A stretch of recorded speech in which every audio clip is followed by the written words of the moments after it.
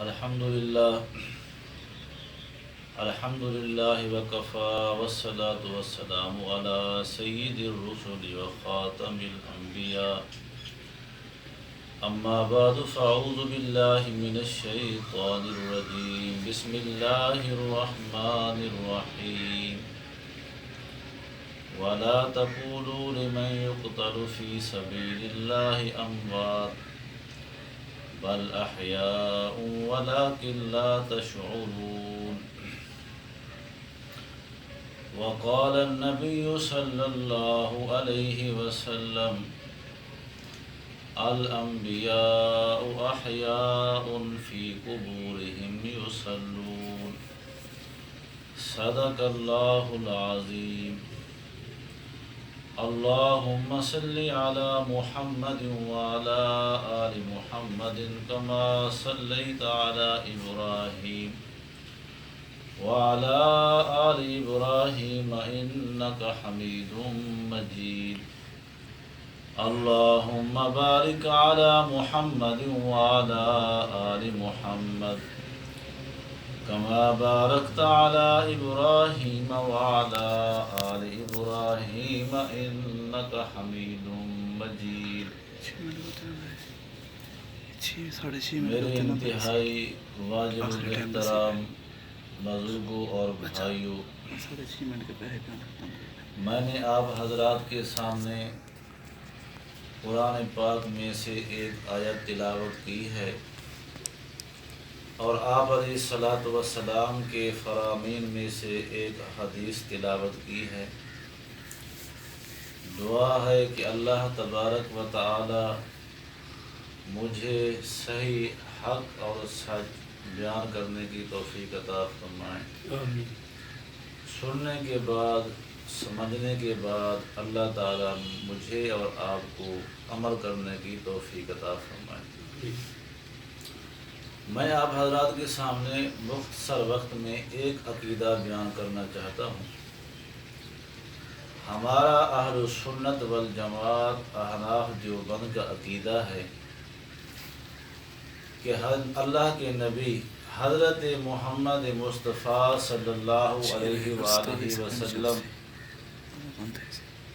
بلکہ تمام انبیاء علیہم الصلاۃ والسلام وفات کے بعد اپنے قبور میں زندہ ہیں، اور ہمارے نبی حضرت محمد مصطفیٰ صلی اللہ علیہ وآلہ وسلم اپنے روضہ اطہر میں زندہ ہیں۔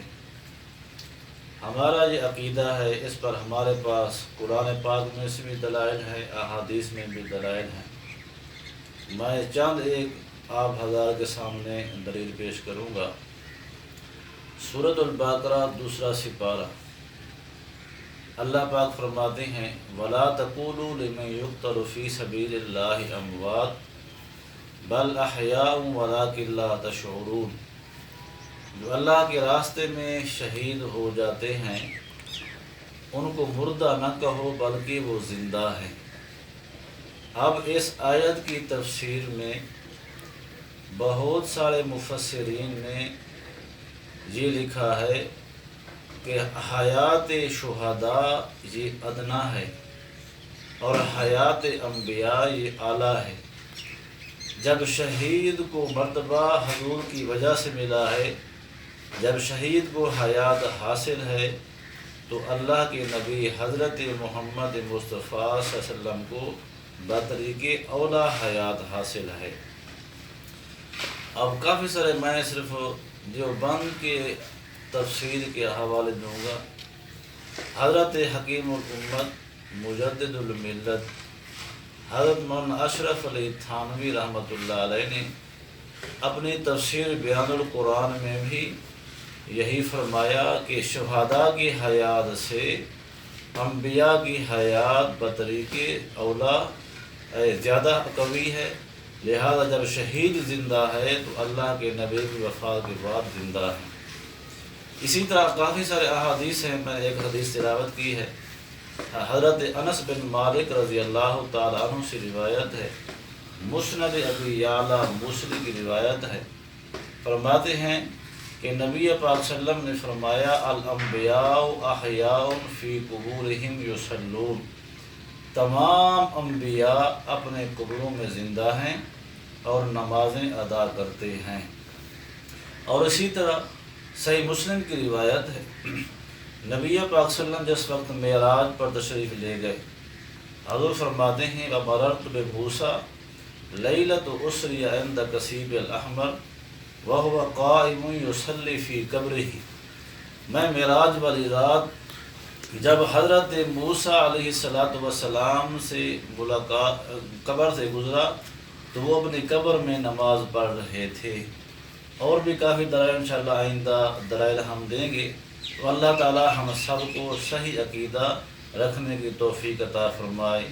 اور آخر دعوانا ان الحمدللہ رب العالمین۔ محترم ناظرین، آپ ہمارا اسلامک ٹیوب ویل چینل دیکھیں اور ہمارا چینل دیکھنے کے لیے سبسکرائب کیجیے اور بیل کا بٹن دبائیں تاکہ ہر آنے والی نئی ویڈیو آپ کو میسر ہو۔